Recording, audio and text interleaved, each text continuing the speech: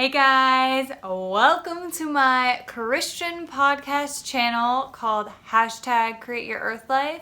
Can also be found on Spotify, iTunes, and Amazon Music. I'm so happy you're here deciding to watch the podcast or just listen to it on your computer, on your phone, whatnot.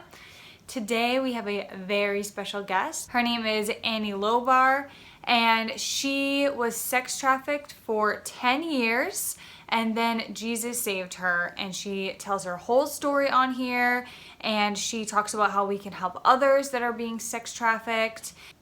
She also shares 2 nonprofit organizations that she has started that help women that are being human trafficked. One is called Hookers for Jesus, and the other one is Destiny House. I hope you guys enjoy. Let's get started. Say hello.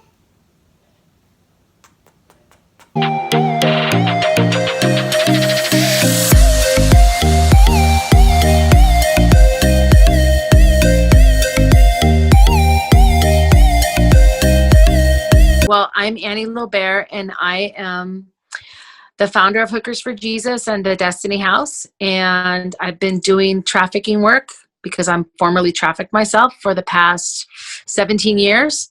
And I'm also an author, and I also have my own real TV talk show and a podcast, which is fun. And I'm married to a man named Oz Fox, and I love my life because I love helping people. That's awesome. So what really attracted me to you was Hookers for Jesus, which is an organization that helps people that are in the human are being sex trafficked right now, right? So can you tell us a little bit about Hookers for Jesus? So Hookers for Jesus is an organization that's a nonprofit, and I started it in about 2005, officially filed in 2007 for the nonprofit, but I started doing an outreach.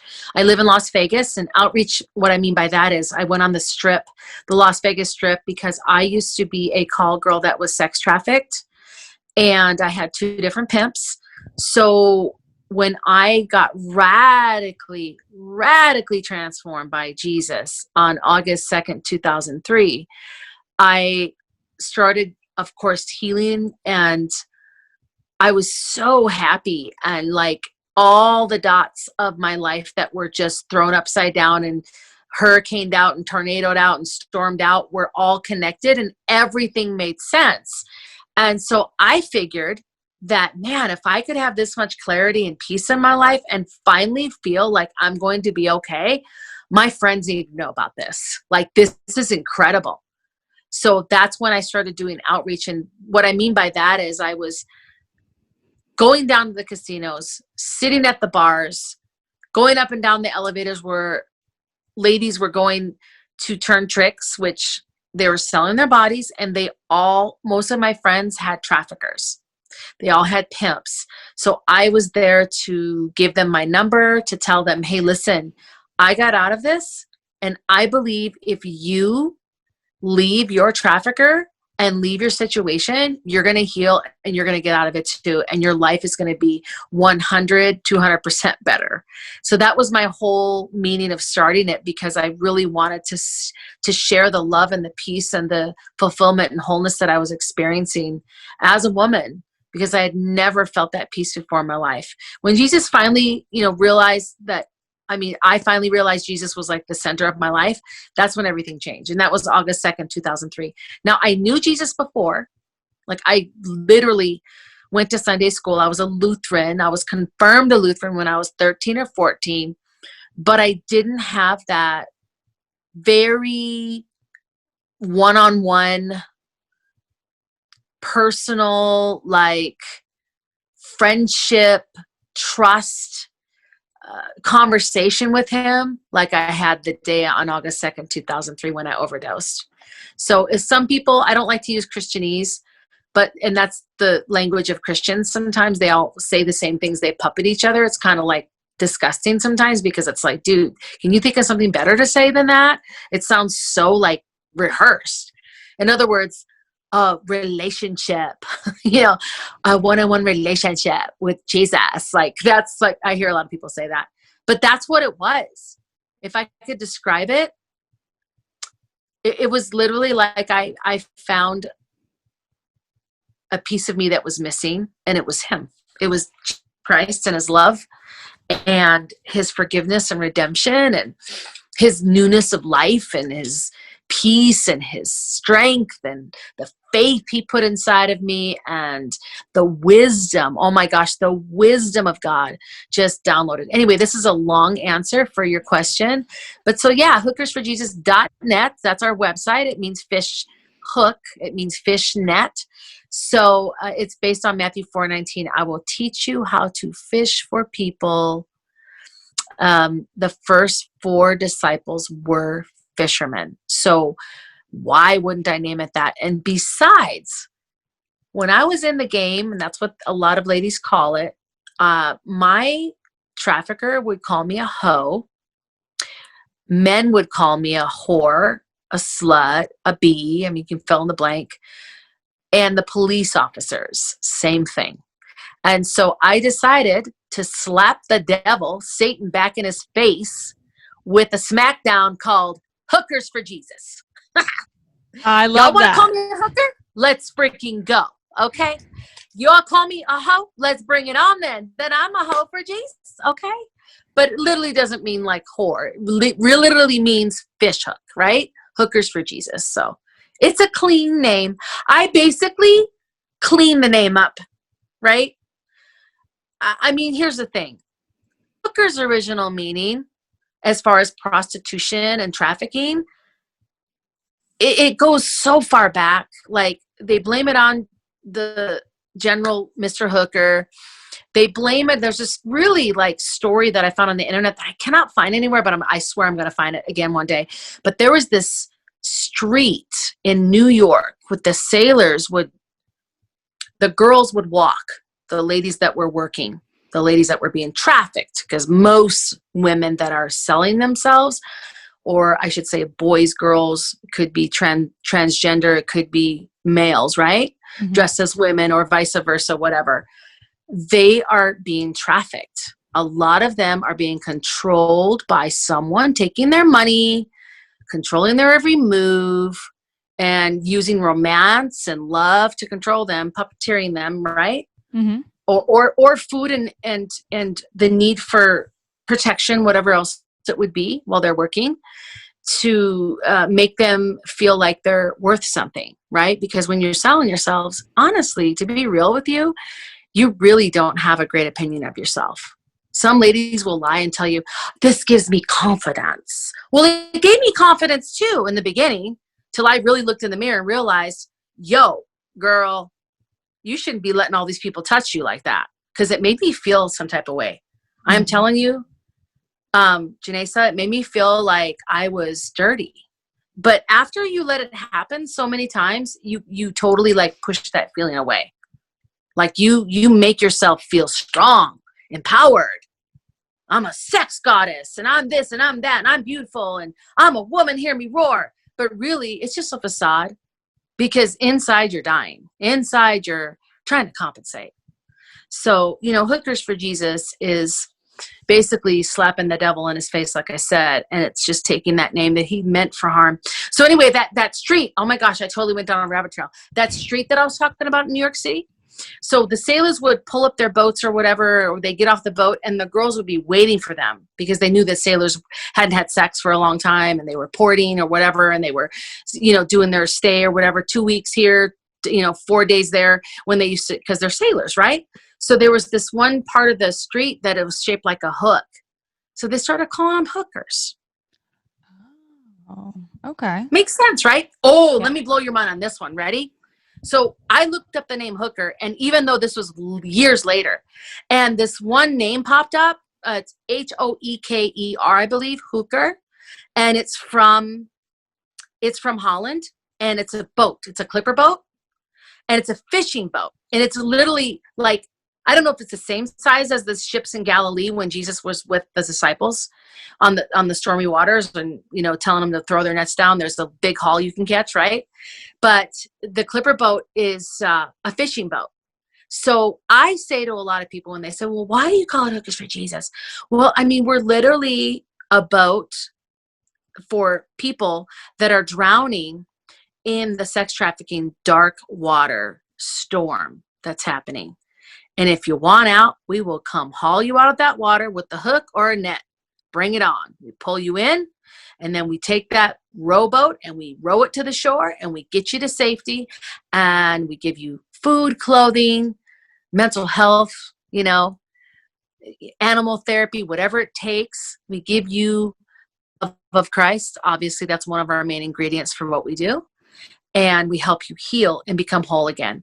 Or if you never were whole in the first, which if you don't know God and his plan for your life, usually you're not a whole person, right? People think they are, but they're missing that God factor. There's a God factor in everybody that God created in our hearts. Mm-hmm. And it's empty our whole lives until we discover the reason, you know? Yeah. It's just really like, you know, I don't know. I just, everyone has a reason to live, right? But they don't always discover that reason. And when you don't have a reason to live, you commit suicide, or you literally like live your life like you're about to die any day. Like, in other words, a song by Prince, Party Like It's 1999. Yeah. Big fan, by the way. Yeah. I want to go back. I want to go back to when you were talking about how you physically went to casinos and talked to women. Was that ever scary? Did you ever get in trouble, like by pimps or anything? Because you said they were being watched by all the time. Absolutely. I was never scared though. It's fun. Like, I literally get adrenaline. I'm like, bring it on. Right. Okay. So the reason why I believe I don't get scared is because I know how pimps think. Like, I know what they're thinking, where they're going. Like, I know their moves. So if anything, I would be more scared of someone purchasing me that was bent on killing me. Right?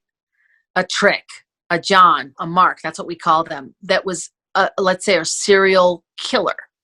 That would scare me more, you know, because that's diabolical planning. Not that pimps aren't, but I think that, you know, when going down to the strip and meeting with these ladies, for me, it was really, really a joy, like a joy-filled moment.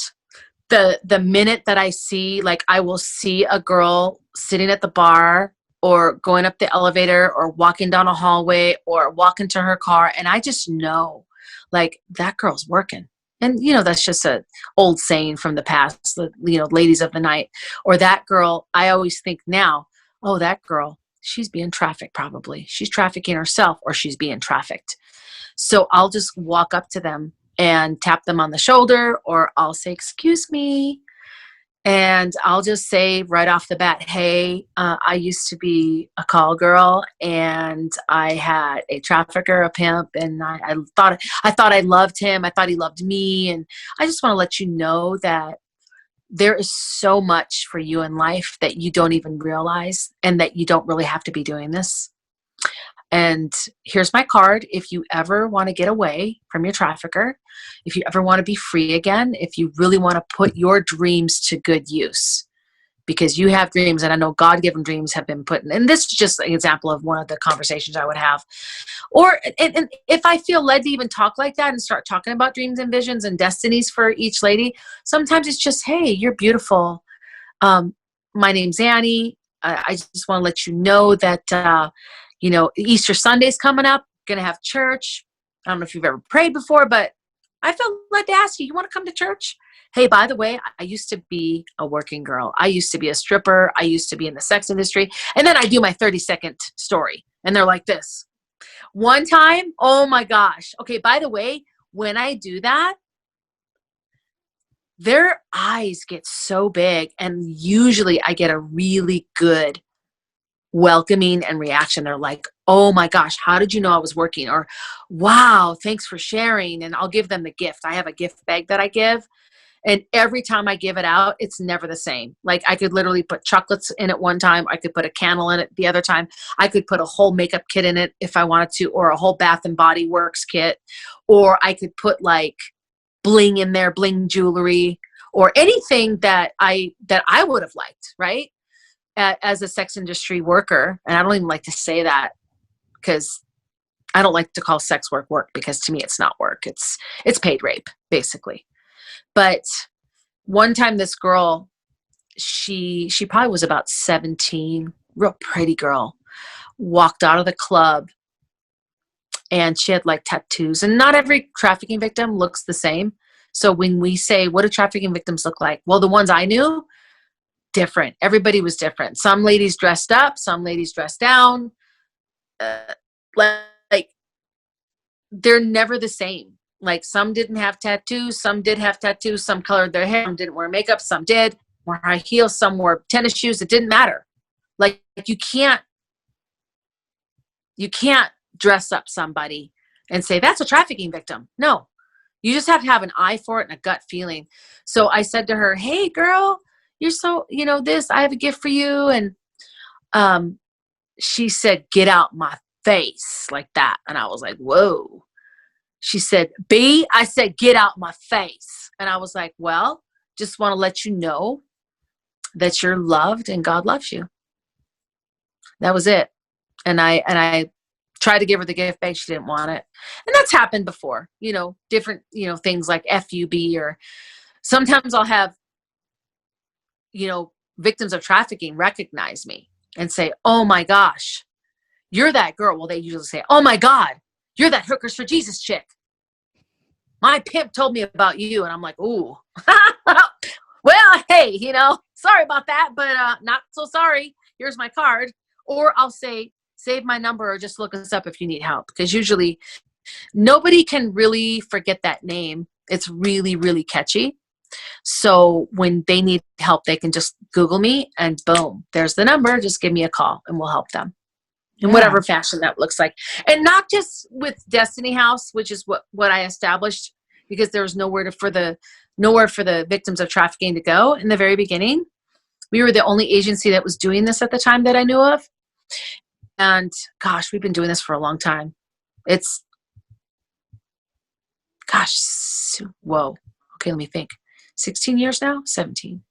Anyway, so all that to say, this is something that I really love doing. And I don't know if anything else could make me feel more alive. I know there's other things I like. I like to paint and draw and do music as well. But to interact with another human being and to help them is like a better high than that, actually. Yeah. So I can't explain it. Like I love letting people know that they can be free. Mm-hmm. Yeah. So that I think that's what drives me. Can you talk a little bit about Destiny House? Of course. So Destiny House, let me clarify something too, by the way. I'm going to put on my handy dandy, beautiful pink glasses. Hold on a second. Okay. Girl, I got different colors. I got every color you want and more. But this is the thing about Destiny, right? So, Webster's definition of destiny, right? It's the predetermined or inevitable course of events considered beyond the power or control of people. Wow. Some people call it fate, right? Mm-hmm. Let's see what it talks about in the Bible. Because in Jeremiah 29:11, it says, for I know the plans and thoughts I have for you, declares the Lord, right? Mm-hmm. And then it says in Ephesians 2:10, so we could do the good works and things he planned for us long ago. And then Hebrews 12:1 says, run with endurance the race that God has set before us. So what God's talking about there is our predetermined plans that he has for us. That's what destiny is biblically. It's the predetermined plans God has set out for you. And honestly, if we don't choose that path, those plans will not happen. Okay? They won't happen necessarily. We get to choose. We get to let God speak to us, direction, and then we go. So Destiny House is based on, now I wouldn't say that definition per se as much as one of my pregnancies was a marriage, my last pregnancy actually. And I lost my baby and I wanted to name my child Destiny. I just love the name. It's so pretty, right? And I felt like if there was a second chance for my baby or any woman out there, young girl that needs help out of trafficking, we would call it Destiny House because it would be the place so she could raise her head and do the destiny that God has for her. Because we would help her get out of trafficking and we would help her heal from complex trauma and emotional trauma and spiritual trauma and physical trauma that she had been through. You know, because trafficking encompasses every ounce and being of the cells of your body, including your brain and your spirituality and your soul. It's every piece of you, and that needs to be made whole again. So Destiny House is a place where ladies can come and dream again without nightmares, discover who they are in God's plan, in Christ's plan for her, then develop, right? Because we go, it says in the Bible, from glory to glory to glory as we develop as a disciple, right? Mm-hmm. Into the perfect destiny that God has originally designed for her. So that's what Destiny House is. And it's about a year program. It can go longer. And we actually have phase 2 of our program, which is our transitional living. It's called the Dream House. So when they start their lives over, they get to dream again. And that is for women that graduate the first program. And the first one is Destiny House. It consists of everything like eating plans, working out, counseling, trauma therapy, trauma group therapy, mental health. There is animal therapy. There is exercising like hiking and activities, artwork, and, a lot of self-discovery, a lot of getting to know who God is. We don't force it, but we are a Christian-based, faith-based program. So we give ladies choices of what track they want to be on, and all of them usually pick, what we offer. And that is that spiritual healing path. And so it is a safe haven. It is a beautiful place where ladies can come and just be themselves and learn about their past and how to turn around for good. So Romans 8:28, and to use their past as a tool for good rather than a tool for evil, to hold it against themselves the rest of their lives, right? We all know that the entire Bible is made up of stories of people that messed up. So I always encourage the ladies, I'm like, look, our whole Bible is with a bunch of people that messed up really bad. I mean, come on. Moses was a murderer, right? We got Rahab in there. She lied. I mean, she lied to the evil king, which is totally justified as far as I'm concerned, okay? Because she didn't want the spies to get killed, right? Mm-hmm. I mean, you think about Peter and how much of a liar he was to Jesus. I'll never, ever do that to you, Lord. He goes, oh, but Peter, I assure you, once that hen crows, or the rooster crows, you are going to be found out to be a liar. So it's like, listen, and Paul said, I am the top of the dung pile, he said, out of all the sinners, I'm the chief one. Like Paul was murdering and hunting down Christians, burning. I mean, come on, girl, getting out decrees and laws against them to hunt them down. I mean, he had a list of them. Let's go hunt them down. Mm-hmm. And look at him. He totally radically changed his life for a vision and an experience with Jesus that he had. Jesus blinded him, and then unblinded him. It was beautiful. That whole story is beautiful. So we try to teach the girls that, look, just because you were abused severely and tortured and trafficked does not mean God cannot use this. He will use it, and you will see the beautiful and the freedom and the joy that will come out of your experience once you understand, why you went through what you went through. And even if you don't understand why you went through, I mean, because some people will get mad at God and say, well, it's God's fault. Well, actually, it's not God's fault. Men and women are sinners, right? I mean, they choose bad things. Traffickers choose to do bad, and you got trafficked because of someone else's bad choice, right? Right. So when you decided to follow Jesus, you said you had overdosed, and then that's when you started. Like, what made you decide? Like, what I mean, I already was the knew turning point? Jesus. Right. That's the thing. Like, this is the thing. I love the teacher about the sower and the teaching about the sower and the seed. So Jesus talked about, a sower went out to sow seed. It's just so basic, right? And he threw it on the path, and then he threw it on the rocks. And it's like the birds came and ate it up, the sun came and dried it up, and then it said, he put it in the rocks, and the vines came and the thorns, and it choked out the plant, but then the seed fell on the good ground and it returned 100-fold. And girl, I was like, when I read that, and actually, to be honest with you, I read the full New Testament for the first time all the way through when I was being trafficked. Does that sound insane to you? Wow. I was in Italy and I read it, and girl, I sat in that trailer. I was with one of my traffickers, and he was a dancer, believe it or not. He was in a show over in Italy, and I was with him on the trip. We were there for 3 months, and we were living off my money, by the way. And I sat there in that trailer. I brought my Gideon Bible. Someone gave me a Gideon Bible when I was 18, and it was red, and I still have it to this day, and I brought it with me, and I read the New Testament.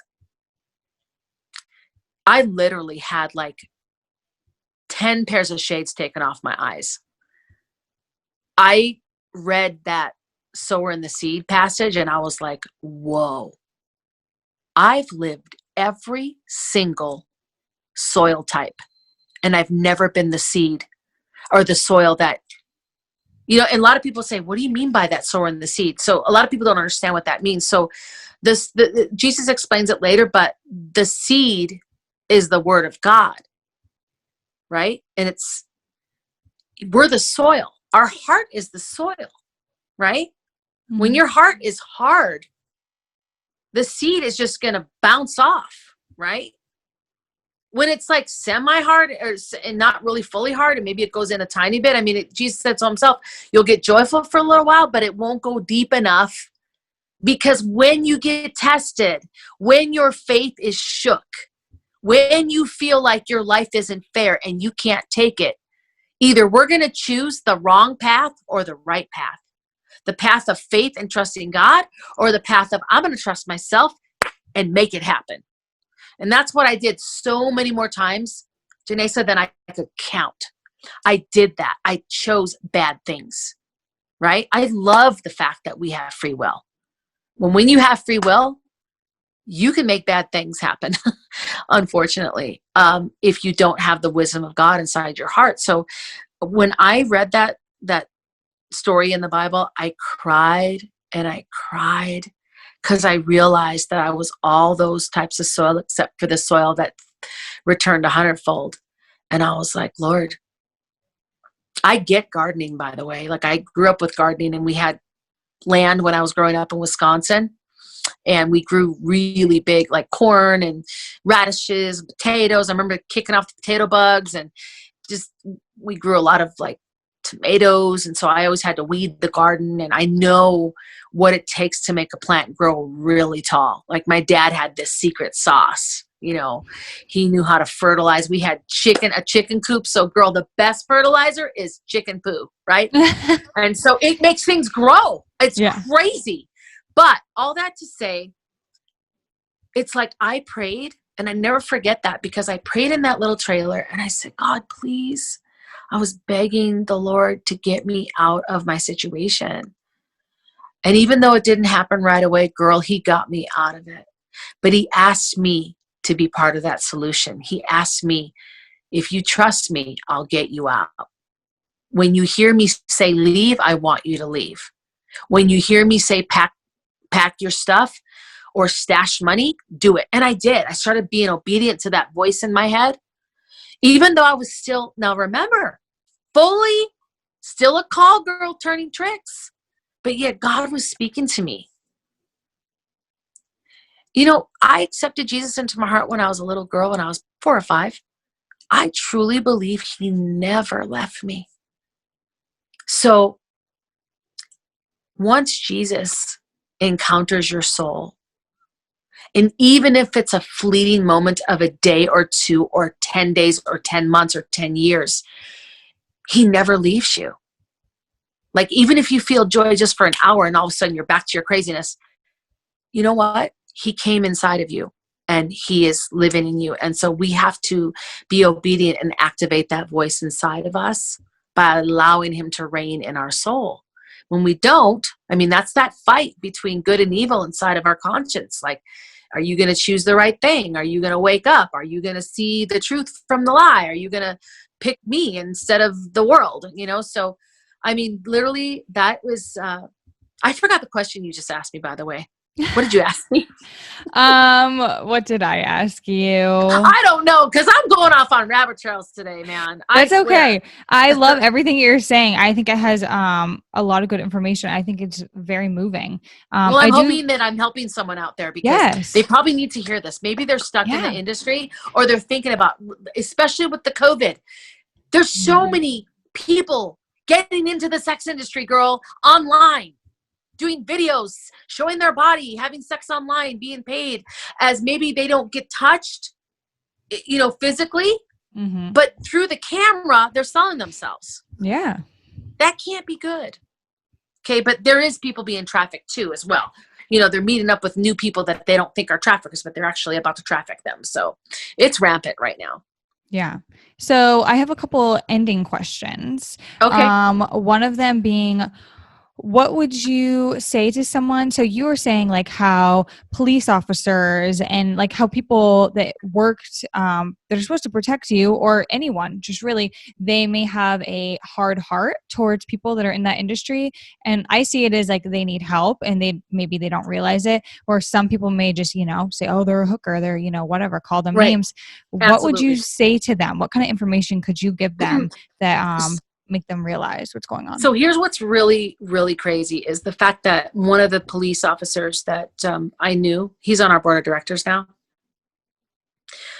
I really think that right now, the awareness is way better than it's been. Well, when I first started doing this, or when I first got trafficked, there was an attitude. It was like, oh yeah, she's a hoe. I mean, it was terrible. So I do have to say, I commend and praise the service people, the hotels. I just trained a hospital about trauma-informed care. It was awesome. A big major hospital chain. And they're learning now, the police. And if anyone did not know, what would I say to them now? You're asking me that, right? And if they were just uninformed and ignorant, right? So I would always, and which I've done this, and say, hey, listen, you don't know the reason why that person, or why I was selling myself, or why I had a trafficker, or I call them, you know, shadow people, like they're in the background, but nobody really sees them, but they're there. It's obvious, but they're controlling us. And why there's abuse. And maybe if you ask me what happened to me, and not why are you doing this, just ask me what happened to me before this incident happened, of me being sold or being solicited, right, from a trick with a John and everything else like that. And if you could just look beyond what I'm doing and understand that, you know, I'm a broken person, and that the people that are being sold are usually very vulnerable population. They are the homeless population. They are, you know, women and children, men and boys that have been abused. They have been foster cared, maybe. Maybe they only had one parent in the household. Maybe their own family's been sexually abusing them. Maybe a neighbor had abused them, and they've got trauma. And so I would really tell that person, you need to get educated, first of all. And I would probably get pretty sassy with them. But then I would go ahead and tell them, hey, listen, I'm going to share my story with you in 1 minute. and it's this. This is what happened to me. Now, my background and the reason why let's pretend you're that person right now, Janessa, right? Mm-hmm. So, Mr. or Mrs. Police Officer or security guard or hotel executive or air flight attendant, right? I'm just pretending that you don't know. You shouldn't judge me because everyone has a past. And if you knew my background, you would understand why I actually got into the sex industry. And it really wasn't by choice. It was vulnerability. I didn't know who I was. I thought nobody loved me. I was desperate and I was raped as a child. And I was angry at men. So I thought getting power and control over them by getting their money could somehow heal me, but it didn't. And I ended up being completely abused by a trafficker. And he took all of my money and beat me. And so if you think these ladies enjoy this, you're highly mistaken. You're highly, highly uninformed, and you need to get educated. Mm-hmm. Yeah. Hold on. I'm so sorry. That's our landline. It never, ever rings, and it's flipping ringing today. Go ahead if you want to answer it. Oh, do you need to answer it? Okay. No. Nobody has this number. So you can just leave it on there. It's kind of funny, actually. Okay. All right. Another question I have is if there is a woman or a man that is listening to this that is, say they're selling their body through camera or they're starting to realize like, oh, I'm being sex trafficked. Maybe they don't realize it or maybe they do realize it. What's one thing you would say to them to start getting out? Like what's one thing they could do right now? The first thought is that you're listening to this right now. I'm so proud of you. And this takes a lot of courage to go all the way through this entire episode and listen to what's happened to me, because that takes a lot of courage. Secondly, do you know you're being trafficked? Here's the signs. This person's isolating you. They're not letting you see your family or friends. They've got your identification possibly. They've got your birth certificate. They don't let you have your own bank account. And if they do, it's only $20 or $100 in there. All your money's going to them. They're controlling your every move. Okay. You think they love you, but yet when you get out of line, they threaten you or they've already hit you before. And they tell you, well, if you don't get out of line, I'll never do it again. So I want to ask you, are you being trafficked? Are you being controlled? It's anytime you're being coerced, which means you're forced to do something. Force, fraud, coercion. Coercion also is they're lying to you about conditions and how things are actually going to be. And they keep saying, it's going to get better. It's going to get better. But every time you think it's going to get better, they keep dangling this carrot. It keeps getting worse. You keep getting treated worse. You are seeing less and less of your family and your friends that you thought you'd never lose touch with. And so I'm going to ask you right now, are you being trafficked right now? So if you are, this is what I would say. There's numbers you can call. There's the human trafficking hotline. You can call us. Our number is 702-883-5155. I'm going to say it again. Write this down. Put it in your phone and put a fake name by it. 702-883-5155.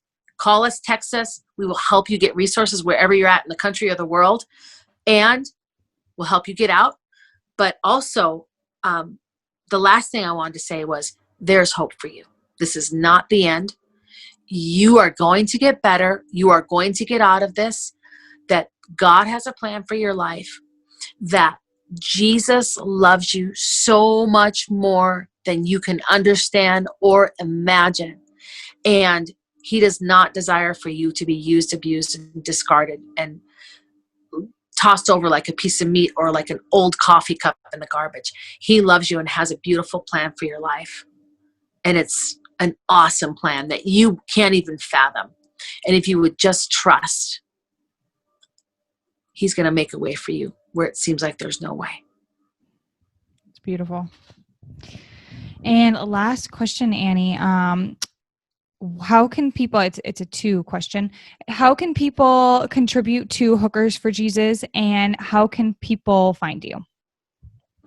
So it's really easy. They just go to donate. It's hookersforjesus.net, like fishnet, and you spell it out, HOOKERSFORJESUS.net. Click on donate. You can donate through Stripe or PayPal. And that's how you get in touch with us as well. You just go to our website, or you can find us on Facebook. You can find me, Annie Lobert, on Facebook as well, Instagram. And we have also Twitter, which is kind of fun because I like to talk to people on Twitter. because that's really fun, by the way, to talk to. It's like you're texting somebody, even though it's completely public. So we're on there as Annie Lobert and Hookers for Jesus. And then also don't forget, actually, let me grab it. Can I grab it really fast? Yeah, absolutely. My book. A lot of people might not know this, but I wrote a book, and does it look like me? It's when my hair was blonde, but this was my name in the industry. It's called Fallen. Out of the sex industry and into the arms of the Savior. I had a different name because I never wanted anyone to know my real name as a call girl. But I wrote this book about my life, and I'm telling you, it's deep.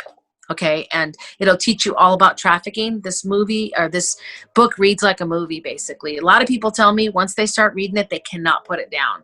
It's draws you in. So maybe it's because I'm, kind of a good writer. I'm not sure. I'm sure you are if you have a book. Because I talk too much too. But I love it. I mean, this is just say for instance, literally, I had Brian Head Welch read this book and loved it. So, and then Lisa Revere and Sheila Walsh and a bunch of other people. So this book has set a lot of people free. So if you don't understand trafficking, please read my story. Go to Amazon. It's on Amazon. And it's also, I believe, on Barnes & Noble site. It's on Goodreads. And I think you can get it at Walmart as well. It's in Spanish. Oh. Spanish. Yeah, I have it in Spanish. So if you know someone that needs it, that lives in South America, Venezuela, or Mexico, or someone that's here in America that speaks, broken English, give it to them in Spanish. They'll understand it a lot better. I had a lady that translated that's absolutely phenomenal. I think she actually was from Venezuela, but she is excellent communicator. And I couldn't tell you an ounce of what anything means in Spanish, but maybe just a couple things like hello and goodbye and good and bad and stuff like that, female and male. So, but my husband's Richard Martinez, by the way, and Oz Fox from the band Striper. Okay. So the reason you got it in Spanish, did you see a lot of women that spoke Spanish while you were do you think? Yeah, I mean, but that's not the reason why I did that. My publishing company wanted it. Oh, okay. And I was like, okay, sounds good to me. Some people read it that were Spanish, that loved it. And they were like, we need to get this translated. This is legit. And so that's what happened. Okay. It's really cool because I had some speaking gigs in Mexico, but they got canceled because of COVID. But also my husband didn't want me to go by myself. Yeah. But I spoke in Puerto Rico and I spoke down in Costa Rica. And I actually had a speaking tour down in South America that got canceled too. But yeah, it is what it is. So yeah. I speak, by the way, too. So if anyone wants to hire me for a gig, you can, I can speak on any topic, by the way, because I love to share about trafficking. But I think more importantly, the spiritual and soulful aspect of it and the healing process that happens, because most trafficking victims develop trauma and complex trauma, PTSD. And I've learned how to heal from that. It's been a long, long journey, but that's what we teach the girls at Destiny House as well. Mm-hmm. So it sounds like God is really working for you. He is. Oh, and don't forget Annie's pink chair. Yes. Yeah, I love pink. You can't tell, can you? I mean, it's my color. It's my power color. So I literally have a studio with CTN, and they allow me to have a show there, and they're the ones who actually asked me to do it. I didn't just decide to have a show one day and go, oh, I'm going to have my own show. Nope. That just like the other things I filmed on television, I literally got invited to that, just like the Today Show, 2020, Nightline, all that, like NBC, MSNBC, Fox. I've been on Fox News a couple times, and not locally, but nationally, because they invited me. I never advertised myself. I wonder if I would have. It's okay. But yeah, Annie's Pink Chair. Yes. It's a fun show. It's fun. I have a lot of different guests on there. I got some really fun ones coming up this next month. I'm so excited. So yeah. I'm excited too because I listened to it on iTunes. So Yeah. Thank it's you. great. How do you like it? I mean, is it boring or is it, No, not you at know, all boring. I don't think you could be boring. really? No, I do not think you could be boring. You have like very strong energy. Like you have a lot of energy, and you can talk about anything. Clearly, like you have a lot of great stories, and you're very interesting. And you're doing I'm a really lot of great crazy. stuff. Oh, No, but thank you're doing you. so many great stuff, and it's clear like God has put you to work, and you are doing it, and it's amazing and awesome. And Thank I'm you. really, really happy that you have come on the podcast. Um, and I don't have any more questions. Is there anything else you'd like to add or? Oh, I wanted to just give everyone just like a little update. We have 13 beds at Destiny House, and we grew a couple weeks ago. So now we added 3. We have an apartment on the premises because we have a larger property. So we added 3 apartments. It's so fun. They're brand new. It's gorgeous. Like, I am so excited. So yeah, we are taking clients, and there's a waiting list, but if you can get in now, if you're getting out of the industry and you need a safe place to lay your head for a little while, look us up and contact us. We'll help you. And if you don't want to be in Destiny House, we can find you another place, another program. We work with a lot of different programs across the United States and other countries. So please give us a call. And again, we just want to thank everyone for listening today, and everyone that supports us and prays for us, because we need all the prayers and support that we can get. Again, nonprofit work is not easy. I have more than 20 employees right now. I never thought I would be a CEO, executive director. I mean, come on, girl. It's crazy, but I am a boss woman. Mm-hmm. And I love what I do. So if it's to help humankind, that is my whole mantra. My passion is to help other humans become better humans and to be free in their souls and their spirit. So that's my main, reason why I'm here on the earth, is to illuminate paths for people and help them get out of the slavery and chains that their minds in and their bodies are in. Hey, that more power to it. Human trafficking is real. It's in our own backyards. It's in your next door neighbor sometimes. It's right in front of your face sometimes. Be aware, get educated. If I could say anything to anyone, get educated and do something. And listen, don't start your own nonprofit unless you really feel led. Try to support the ones that are already here so that we can fully be sustained and continue to do the work we are doing and grow. Like, when you start your own thing, it's not bad, but it's not good. It's like, if we start too many different things with too many different messages, we can't help the same amount of people. I believe we can grow each agency and all learn from each other and work together. That's the better model. We need to all work together. So help the ones that are already here, please. And by the way, survivor led. Please donate to survivor led first before you just donate to some organization that's helping trafficking. Us survivors really need your support. A lot of people don't trust us and believe us, and I don't know why, but we need that type of support right now. We're the ones that have been through it, and we know how to get better. So if I could say anything, that would be it. All right. Perfect. Well, thank you so much for being on the podcast, Annie. I You're really enjoyed welcome. talking to you. Yeah, you too. It was nice to meet you today and hang out with you. Yeah. All right. I hope you have a good rest of your day. You too.